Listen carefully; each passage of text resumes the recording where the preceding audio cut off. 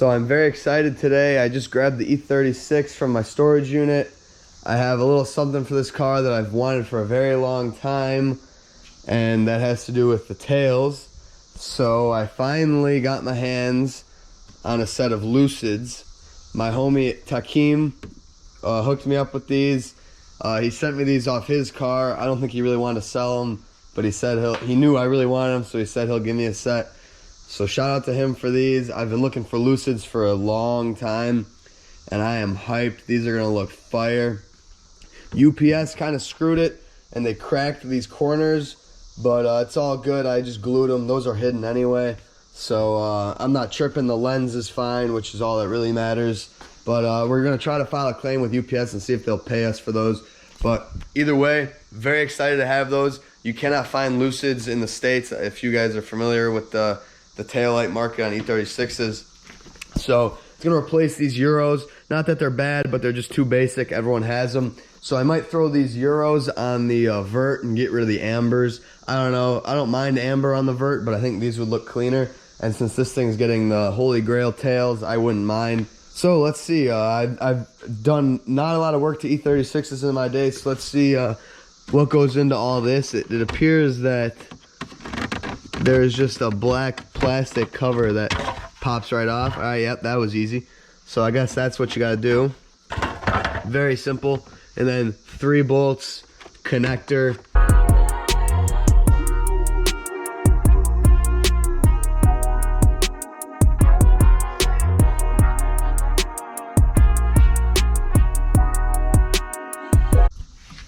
So just like that, Euro tail out. Then I gotta come over to the bench and grab all my bulbs. Hopefully these have, okay, cool. So these have stealth bulbs in them already, meaning they're amber, but they have a silver coating, so you can't see them behind the thing. That would really kill the look of these, so that's good. Transfer these bulbs, throw them in, and then that was quick and easy. I'm gonna clean up in there real quick.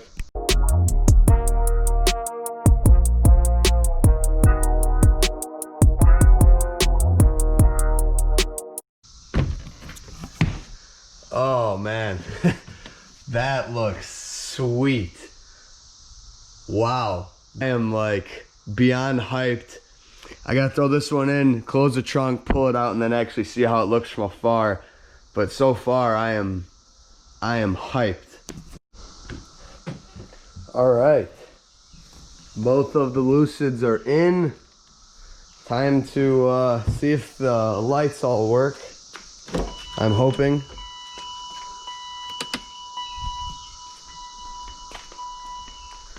Oh yeah, those look fire. Let me see if the hazards work. Oh yeah. Oh yeah. You like those new taillights? This is so cool. Like, I couldn't imagine a taillight doing such a big difference on a car. But these like have transformed this car for me. Here's the tails actually in the light of day. They look a lot cooler in sunlight rather than in a dark garage. I actually forgot to shoot the clip. This is actually like 2 weeks after I actually installed these.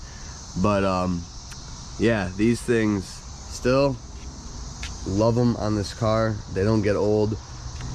These tails just fit this car so well, like the very like flashy aura of the whole car. So very much in love with these tails. Someone told me they look like faded Grand Prix taillights, and I really wasn't gonna let that tear me down, but I thought that was pretty funny. Because like if you don't know what they are, they do, like, you could almost think of them as like a faded looking tail, because it looks like it's the red, but it's just faded, but really it's clear. I don't know, maybe that's stupid, but I thought that was funny when someone said that to me.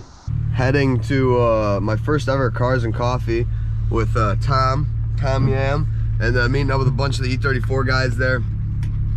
Tim, John, I'm gonna finally see his M5. I know Ish got to drive it, but I probably won't get to drive it today, but it's fine because it's too early in the morning anyway. I wouldn't trust myself. But we're gonna head there, and hopefully the roads are decent. Tom's gonna be my safety car because his E34 is a little higher than mine is, but I'm not worried about it. It is way too early for this dumbass exhaust leak that this Touring has. I don't know if I've even touched on that, but yeah, the Touring blew a nice little hole in the exhaust. I gave her the beans probably 2 months ago at this point, but I think the cats in this exhaust are clogged up, because not only does this car just smell awful, but I don't know how else, like, just flooring the car could like blow a hole in your exhaust, but it's like right underneath like the cabin, so it smells and it's loud and it's drony and it's extremely obnoxious. This car really needs a new exhaust on it, but I'm waiting until I do the manual swap, so whenever I finally have time to do a manual swap, then I'll take care of that.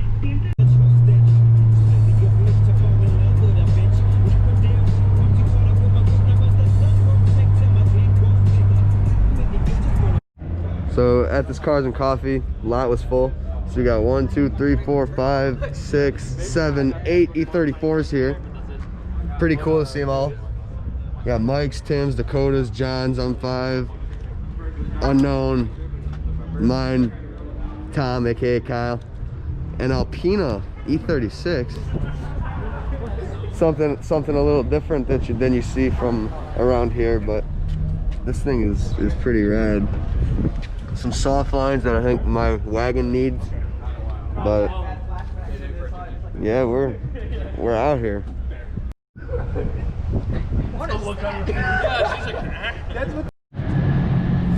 Most E34s I've ever seen in a lineup. This is Nardo, right? Grigio Telesto. Grigio Telesto. I don't know this color. Oxford green. We got a plank. Kyle. An upright plank. Upright plank. M5. Probably Cosmo, I think. We got my Touring. Then we got the planks 525. So this is pretty sweet to see all these E34s in one. 525, 525 Touring, M5, 525 S50, 540, 525. Wait, did you win last night? Pretty cool. Oh, nice. I love John's plate.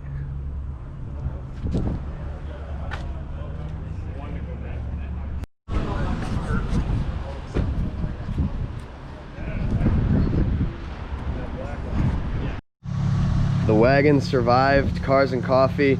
I, on the highway, hit the biggest dip slash bump I have ever hit in my life.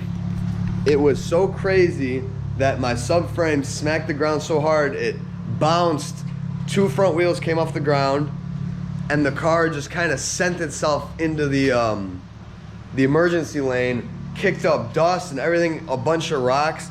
I thought it was shrapnel from my oil pan. Like, I thought that was it. Like, I was almost sure I cracked my pan, the sounds that I heard. Dust everywhere, everyone's flying by me like, what the hell? It's amazing that that car made it. I was getting underneath and I noticed I actually shaved down my frame rails right here. You probably can't even see, but they were like hanging, material was hanging off. So yeah, you can kind of see, I could just pull it. So I smacked or not my frame rails, my pinch welds. So she dragged a little bit of pinch weld. I'm actually gonna drive it up on wood and check out the front end and see what's up. So very scary. Had a good time with all the E34 guys. I'm looking to do more E34 stuff. I just want my sedan done. Touring's cool and all, but it don't drive very far. That was very nerve-wracking on the highway. So from what I can see underneath here, not too bad. Pan never touched the ground, which is good. I've had pans before that clearly like scraped, but not enough to crack them. But you can see my LCAs are definitely grinded down pretty good, and the brackets. And then you can't really tell, but the let me see, maybe I could get the camera.